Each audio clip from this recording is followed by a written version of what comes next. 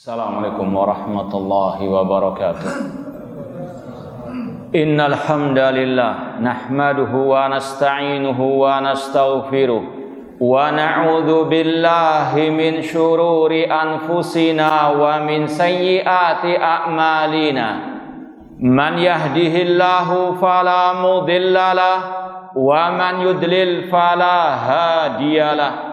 Ashhadu an la ilaha illallah wahdahu la syarikalah wa ashhadu anna Muhammadan abduhu wa rasuluh.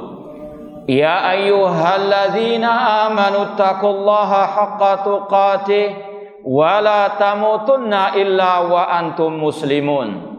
Ya ayyuhan nasu taqu rabbakumul ladzi khalaqakum min nafsin wahidah wa khalaqa minha zawjaha wa batha minhuma rijalan katsiran wa nisaa wattaqullaha alladzi tasaaluna bihi wal arham innallaha kana 'alaikum raqiba. Ya ayyuhalladzina amanu taqullaha wa qulu qawlan sadida yuslih lakum a'malakum wa yaghfir lakum dhunubakum wa may yuti'illaha wa rasulahu faqad faza fawzan 'azima.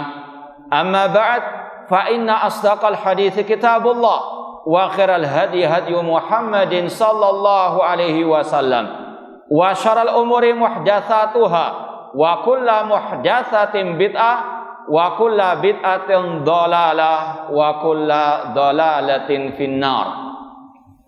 Ma'asal muslimin, ikhwani fillah wa akhwati, bapak-bapak, ibu-ibu, saudara-saudariku rahimani wa rahimakumullah.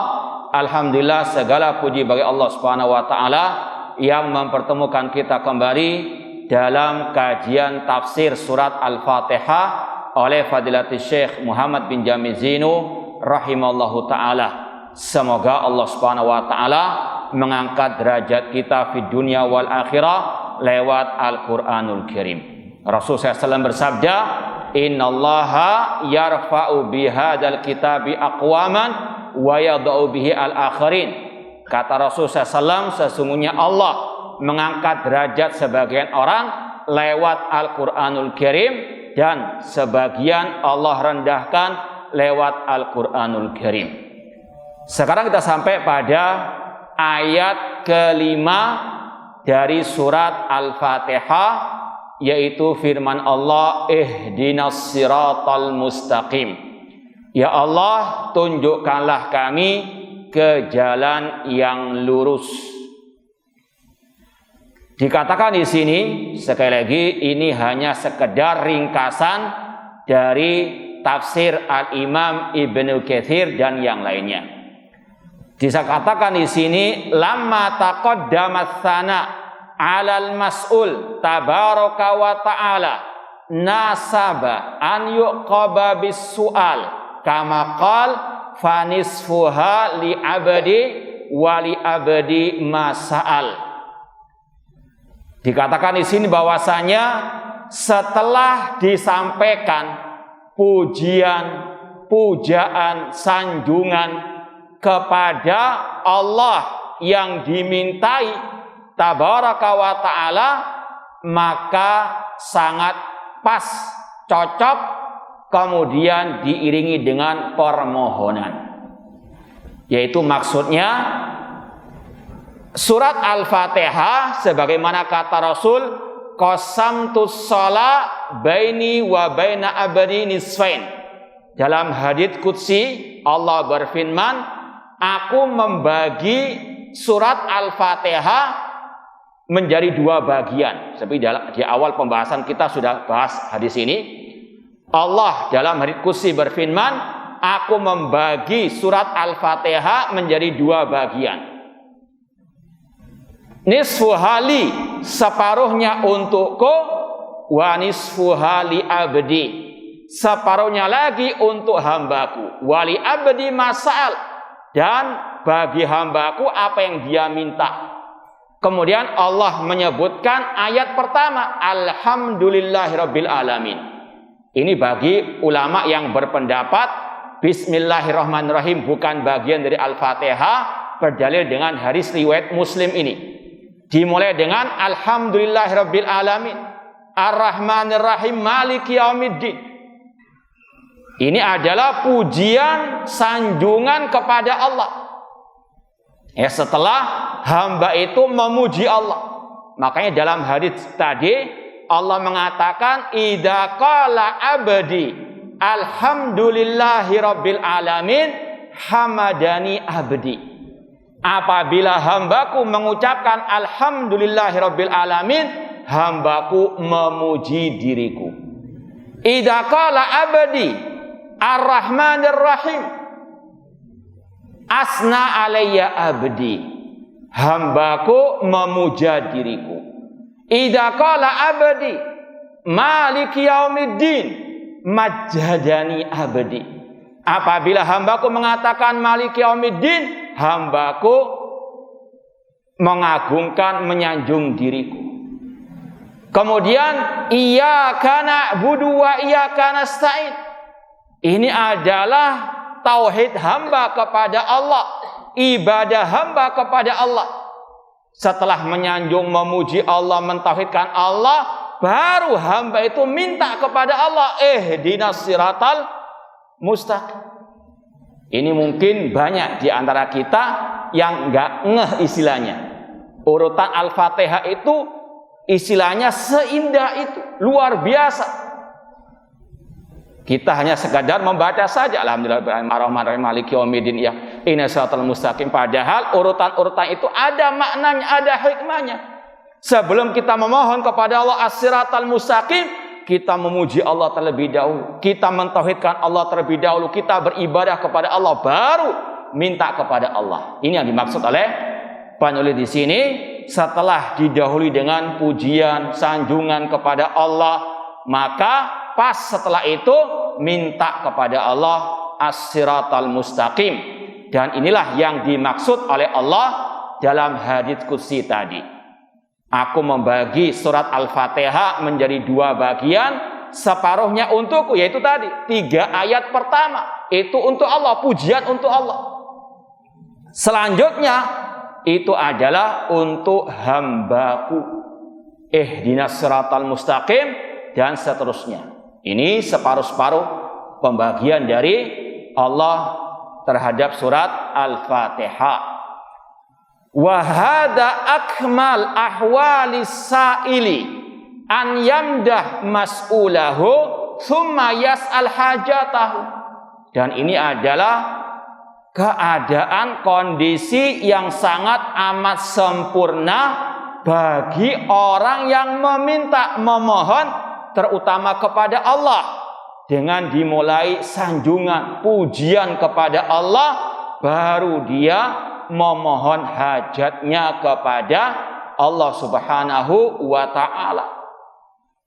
Wa hajata ikhwanihi al-mu'minin, dan juga memohonkan kebutuhan saudara-saudaranya kaum mukminin dengan mengatakan ihdinas siratal mustaqim. Karena kata-kata ihdina, kami memohon, kami di sini mencakup orang-orang beriman juga.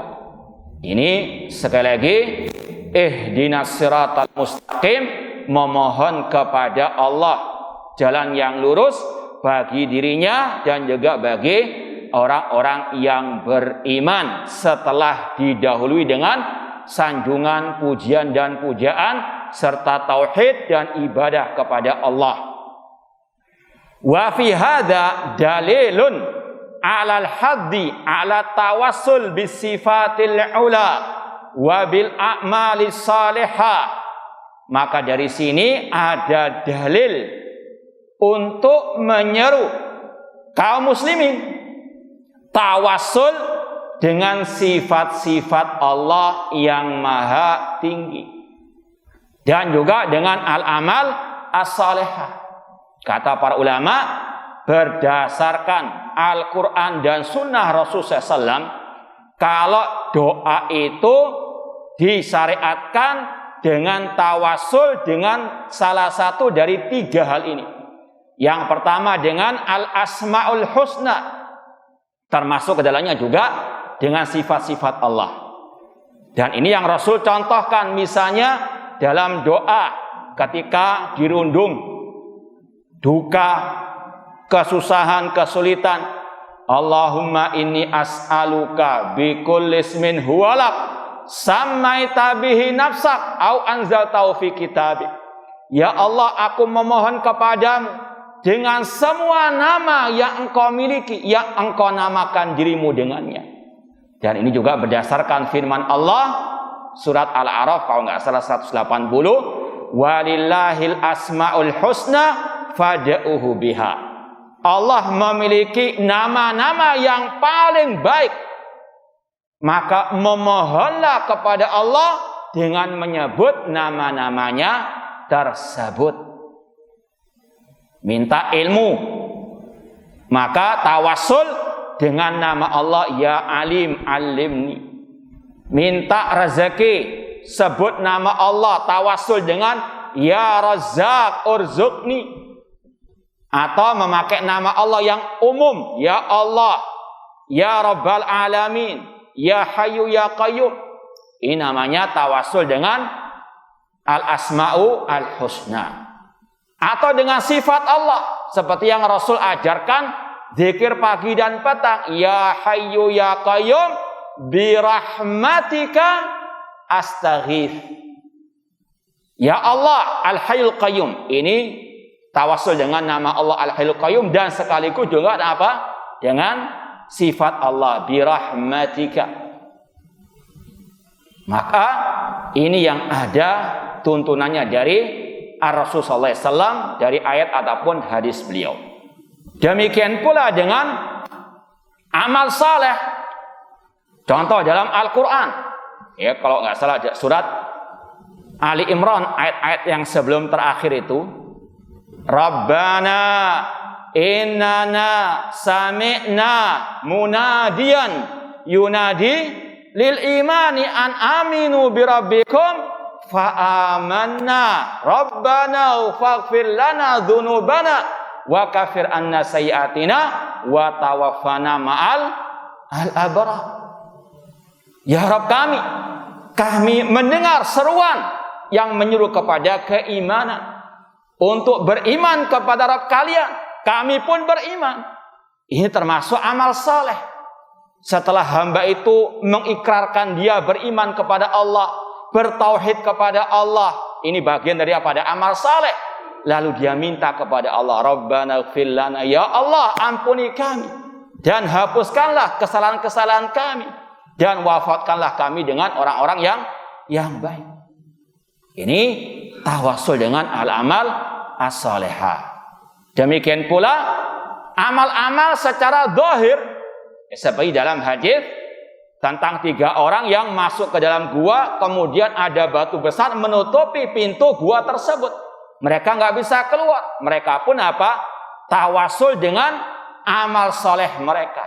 Yang pertama tawassul dengan berbaktinya dia kepada orang tuanya. Yang kedua dengan dia menjaga amanah upah pegawainya sampai dikembangbiakan, diberikan kepada pegawainya lagi. Dan yang ketiga dengan dia tawassul dengan menjaga kehormatannya. Maka Allah pun bukakan pintu gua tersebut.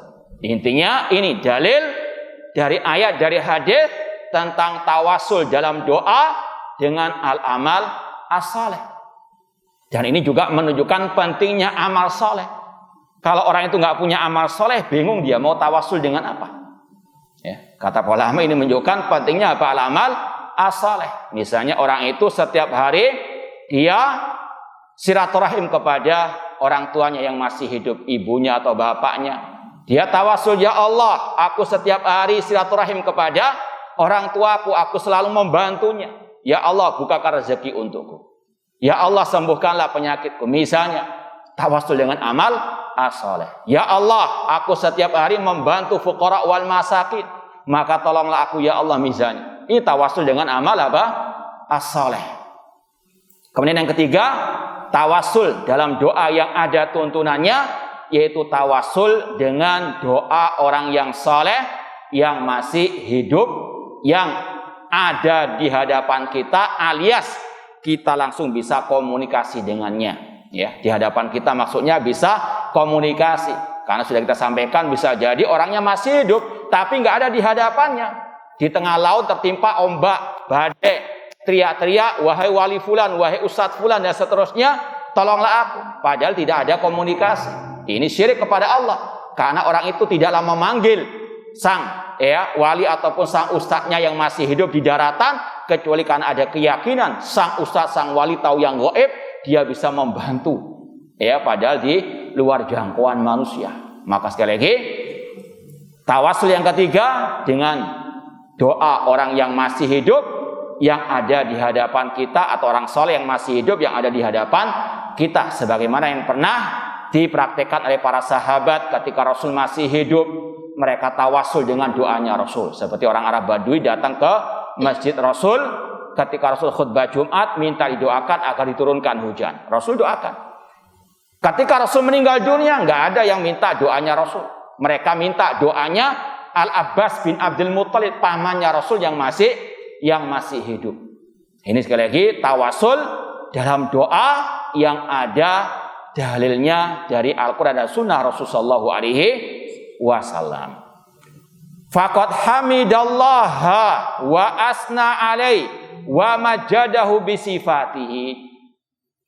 Dalam surat Al-Fatihah ini ada pelajaran tadi, tawassul dalam doa dengan amal saleh. Apa itu amal saleh yang ada dalam awal surat Al-Fatihah? Memuji Allah, menyanjung Allah. Ini adalah apa? Amal saleh. Maka syariat tawassul dengan amal saleh telah diajarkan dalam awal surat Al-Fatihah, yaitu dengan membaca Alhamdulillah Rabbil Alamin, segala puji bagi Allah Rabb semesta alam. Pujian bagi Allah, untuk Allah. Ar-Rahmanir Rahim, Allah yang maha pengasih, maha penyayang. Malik Yaumiddin, ini puji-pujian kepada Allah. Ini adalah amal saleh, ya. Summa afradahu bil ibadah wal isti'anah. Setelah memuji Allah, itu bagian dari amal saleh. Kemudian mengesahkan Allah dalam ibadah. Iyyaka na'budu wa iyyaka nasta'in. Hanya kepada Engkau ya Allah kami beribadah. Hanya kepada Engkau ya Allah kami mohon pertolongan. Tauhid kepada Allah Subhanahu wa taala. Ini luar biasa, amal yang paling saleh, yaitu at-tauhid. Fabada an qaddama baina yadi rabbi hadil a'mal as-salihah taqaddama minhu sa'ilan hajatah. Setelah memuji Allah, menyanjung Allah, mentauhidkan Allah, mengesahkan Allah dalam ibadah, kemudian hamba itu memohon kepada Allah kebutuhannya. Ini selayaknya untuk kita jiwai. Ya, setiap hari kita baca surah Al-Fatihah. Mungkin baru kali ini kita ngeh, oh ini toh. Ya, urutannya ada apa? Makna yang tersirat. Ya. Maka sekali lagi, ini insya Allah akan bisa menambah kekhusyuan kita dalam salat. Qad aflahal mu'minun alladzina hum fi salatihim khashi'un. Sungguh beruntung orang-orang beriman, yaitu orang yang khusyuk dalam salatnya. Di antara kiat khusyuk salat, memahami apa yang dibaca, ya, atau dibaca dia sendiri atau dibaca oleh al-imam. Sa'ilan hajata wa hiya an yahdiya wa ikhwanahul mu'minin siratahul mustaqim, yaitu memohon kepada Allah untuk dia diberikan hidayah untuk dirinya dan untuk saudara-saudaranya orang-orang yang beriman, siratal mustaqim, jalan yang lurus. Apa itu siratal mustaqim? Alladzi huwal islamus sahih, yaitu Islam yang sahih, yang khali minaz ziyada wa nuqsan, yang murni, yang bersih dari segala kotoran, dari segala tambah-tambahan atau hal-hal yang mengotorinya. Sebagaimana kata Rasul, taraktukum alal baydha lailuha kanahariha. Aku tinggalkan kalian di atas Islam yang putih bersih, malamnya seperti siangnya. Inilah yang kita minta kepada Allah. Islam ala Rasul sallallahu alaihi wasallam. Islam yang murni bersih, yang belum ada tambahan-tambahan apapun. Ya. An-naqi min kulli bid'atin wa khurafah, yang jernih, yang bersih, yang murni dari segala bentuk kebid'ahan, hal-hal baru dalam urusan agama atau hal-hal yang berbau khurafat. Ini sekali lagi yang harus kita jiwai, yang harus kita pahami, kita mohon kepada Allah as-siratal mustaqim, yaitu Islam ala Rasul sallallahu alaihi wasallam. Karena memang Rasul pernah bersabda, wa man ya'ish minkum fasar ikhtilafan katsira. Rasul pernah bersabda, barang siapa yang hidup setelahku nanti akan melihat perselisihan yang banyak. Banyak hal-hal yang disandarkan kepada Islam, dinisbatkan kepada Islam, sedangkan Islam berlepas diri darinya. Dan ini yang kata Rasul, sataftariqu hadil ummah ala 73 firqah kulluha finnar illa wahidah. Umatku akan terpecah menjadi 73 kelompok, semuanya masuk neraka kecuali satu. Kata Rasul, ma'ana ali wa ashabi, yang selamat itu hanya yang mengikuti aku dan para sahabatku. Hadis riwayat Imam At-Tirmidzi. Ini yang kita minta kepada Allah, ya Allah tunjukkanlah kami ke jalan yang lurus, yaitu jalannya Rasul dan para sahabat ar-Rasul. Islam ala Rasul, Islam ala para sahabat ar-Rasul sallallahu alaihi wasallam. Hada sirat alladhi huwa aqrabut turuq lil wusul ila ma yuhibbullah wa yardah. Inilah jalan yang dekat kepada apa yang dicintai oleh Allah dan yang diridhai oleh Allah Subhanahu wa taala. Tibqa ma amar wa balagha Rasul sallallahu alaihi wasallam. Yaitu yang diridhai oleh Allah, yang sesuai dengan ajaran Allah dan yang disampaikan oleh Rasul sallallahu alaihi wasallam. Dan kita secara umum, kalau kita misalnya minta rezeki kepada Allah, ya Allah berikan aku rezeki, misalnya harta, apakah cukup berdoa saja? Cukup berdoa saja? Namun apa? Beramal. Sama dengan ini, kita mohon kepada ya Allah tunjukkanlah kami ke jalan yang lurus. Tidak cukup hanya doa, harus apa? Cari apa itu siratal mustaqim. Dan Rasul telah memberikan kepada kita apa? Petunjuk jalan yang lurus adalah ma'ana ali wa ashabi, yaitu jalanku dan jalan para sahabatku. Cari jalannya Rasul, bagaimana akidahnya Rasul, bagaimana ibadahnya Rasul. Sallu kama ra'aitumuni usolli misalnya. Pelajari. Ini artinya apa? Connect antara permintaan kita dengan usaha kita. Memohon siratal mustaqim namun masih menyimpang dari ajaran Rasul meskipun sudah disampaikan ajaran Rasul. Ini sama saja dengan orang yang minta rezeki namun nggak mau apa? Usaha. Maka sekali lagi, ihdinas siratal mustaqim ini harus dibarengi dengan apa? Al-amal. Sebagaimana kata Rasul, ihris ala ma yanfauka wasta'in billah. Bersemangatlah dalam menggapai yang bermanfaat dalam urusan dunia maupun akhirat dan minta tolong kepada Allah. Gak cukup minta tolong saja kepada Allah, harus juga dengan apa? Ikhtiar, harus usaha. Di antaranya mencari jalan yang lurus, yaitu jalannya Rasul dan para sahabat ar-Rasul sallallahu alaihi wasallam.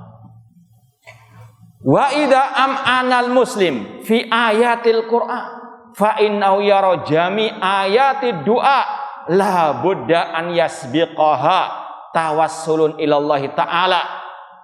Kata Syekh di sini, apabila seorang muslim mentadabburi, merenungkan ayat-ayat Al-Qur'an, maka dia akan melihat rata-rata atau semua ayat-ayat tentang doa yang isinya doa itu rata-rata didahului oleh tawassul kepada Allah. Tawassul itu secara bahasa artinya mencari perantara untuk mendekatkan diri kepada sesuatu. Kalau di sini maksudnya ketika berdoa agar lebih dekat untuk dikabulkan oleh Allah, cari perantara. Apa perantaranya tadi? Yaitu tadi dengan apa? Asmaul husna atau sifat Allah, atau dengan amal soleh, atau dengan doa orang yang soleh yang masih hidup yang ada di hadapan kita. Rata-rata ayat-ayat dalam Al-Quran yang isinya doa itu ada tawasul. Entah tadi dengan tawasul asmaul husna sifat Allah, atau dengan amal soleh, dengan iman, dengan at-tauhid. Ima bidu'aihi ud'uni astajib lakum, berdoalah kepadaku aku akan kabulkan. Au bidatillah, atau dengan zat Allah. Dan rata-rata kalau antum perhatikan doa-doa dalam Al-Quran itu kebanyakannya dengan menyebut Rabbana, Rabb, ya. Rabbi zidni ilma, Rabbana atina fid dunya hasanah, Rabbana innana sami'na munadiyan, Rabbana la tuzigh qulubana ba'da idh hadaitana. Kata Syekh Muhammad bin Shalih Al-Utsaimin, kenapa kok pakai Rabb, ya, dalam apa? Ayat-ayat Al-Quran tentang doa. Kata beliau, karena urusan mengabulkan doa, karena orang berdoa kan minta dikabulkan doanya. Urusan mengabulkan doa itu bagian dari rububiyah Allah.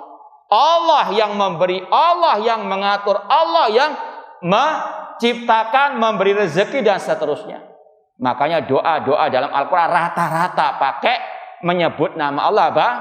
Rabb, ya. Entah Rabbi, Rabbi zidni ilma, Rabbana, ya. Ini sekali lagi karena ini ada kaitan dengan keinginan orang yang berdoa. Orang yang berdoa kepingin dikabulkan. Pengabulan doa itu bagian urusan tauhid rububiyah.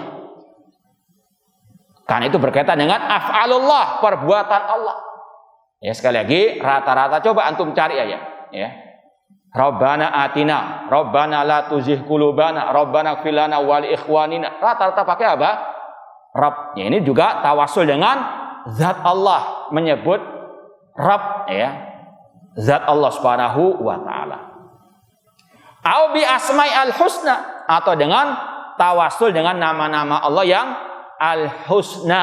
Di antaranya Rabb, ya, Rabb nama Allah.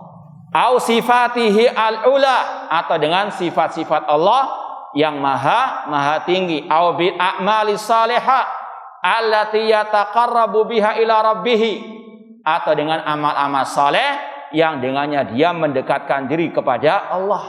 Tadi Rabbana innana sami'na munadiyan yunadi lil iman an aminu bi rabbikum fa amanna, kami beriman.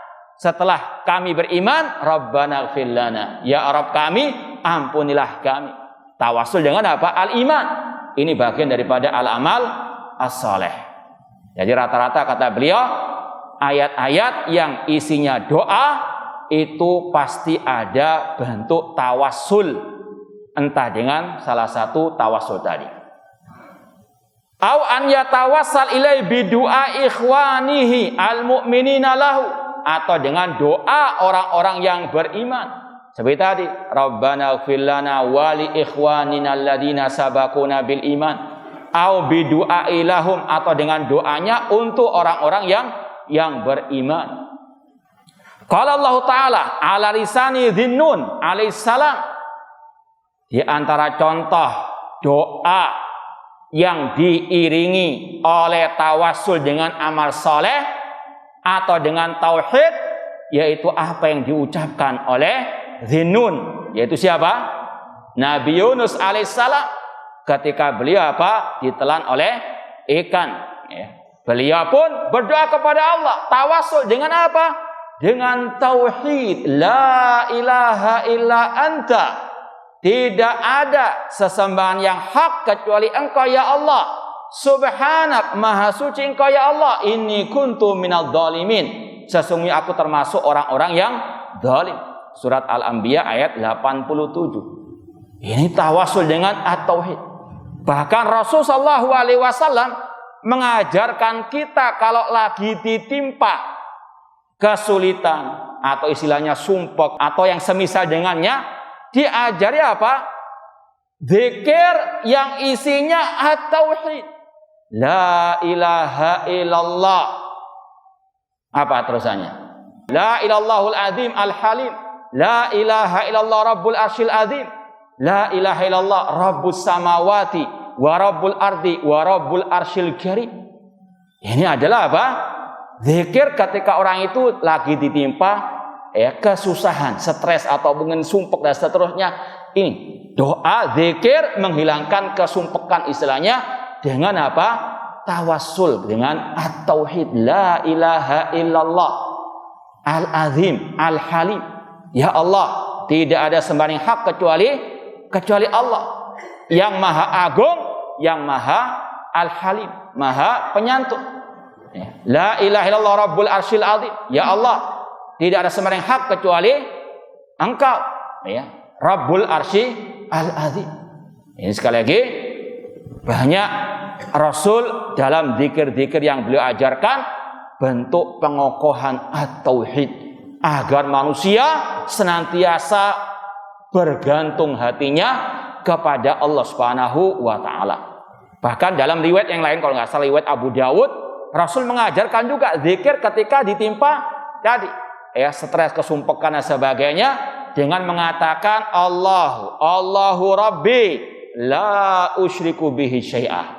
Allah dialah Rabbku, aku tidak berbuat syirik sedikit pun dengan atau kepada Allah Subhanahu wa taala.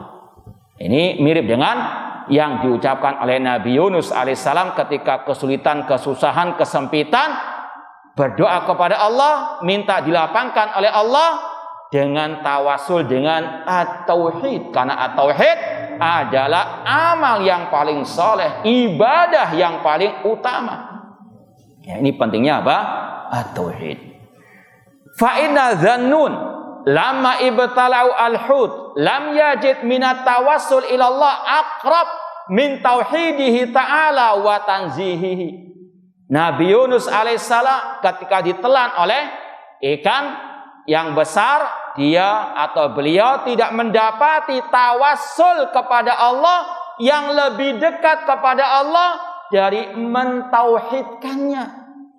Ini sekali lagi ajarannya para nabi, para rasul, tauhid dan tauhid. Jikalau susah maupun senang, ingat tauhid. Terus bertauhid kepada Allah Subhanahu wa taala.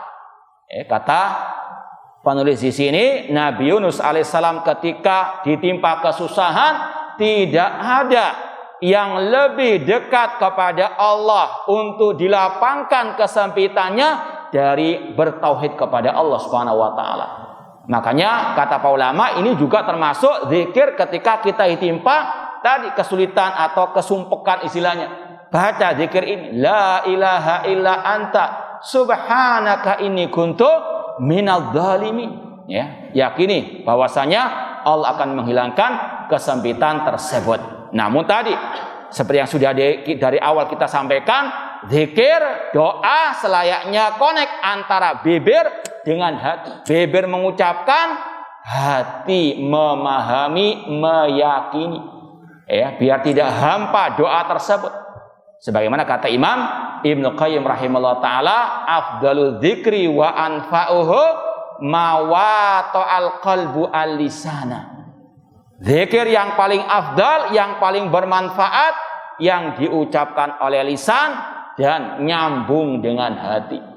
La ilaha illa anta. Ya Allah, tidak ada sembahyang hak kecuali dirimu. La ilaha illa anta subhanak, maha suci engkau, mensucikan Allah dari segala bentuk sekutu. Tauhid dan sekaligus apa? Meninggalkan kesyirikan. Subhanaka inni kuntu minadz zalimin. Kemudian dibahas di sini tentang apa makna al-hidayah. Al-hidayah hahuna al-irsyad wa taufik. Makna ihdinas siratal mustaqim. Ya Allah, berilah kami hidayah kepada siratal mustaqim. Al-hidayah maksudnya di sini adalah al-irsyad wa taufik, petunjuk dan at-taufik.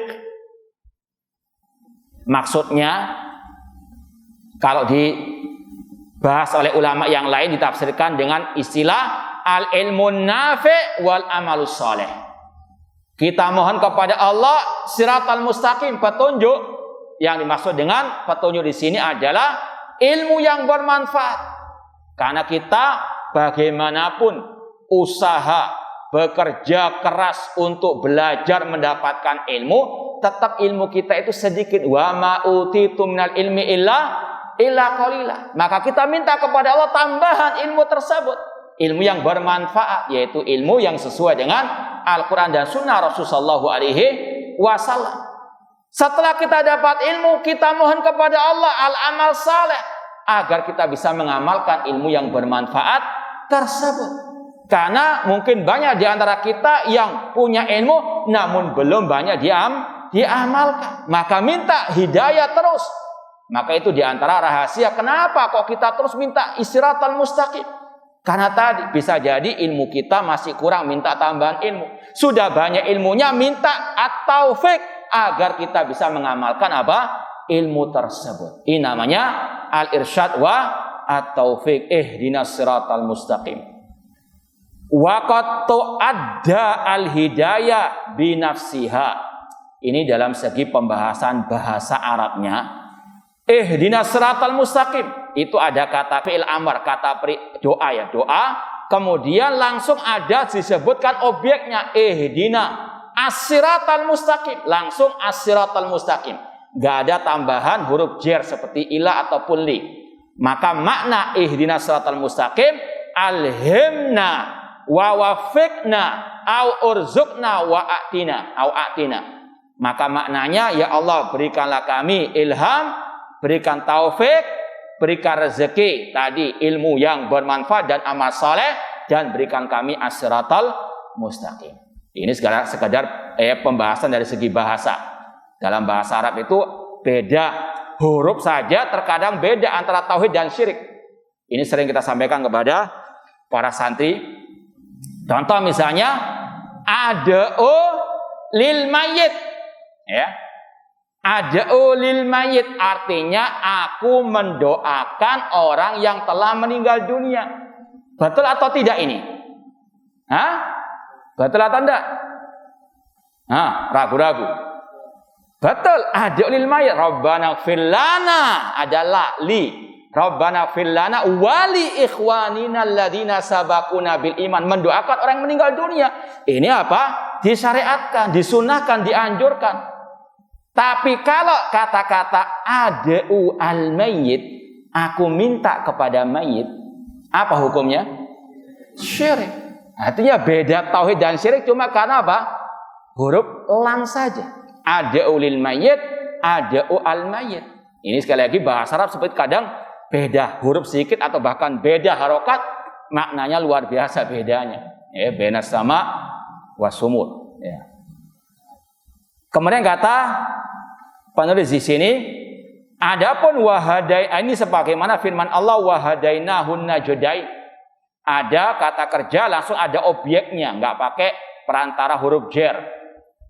Dan kami kata Allah telah memberikan kepada manusia dua petunjuk jalan.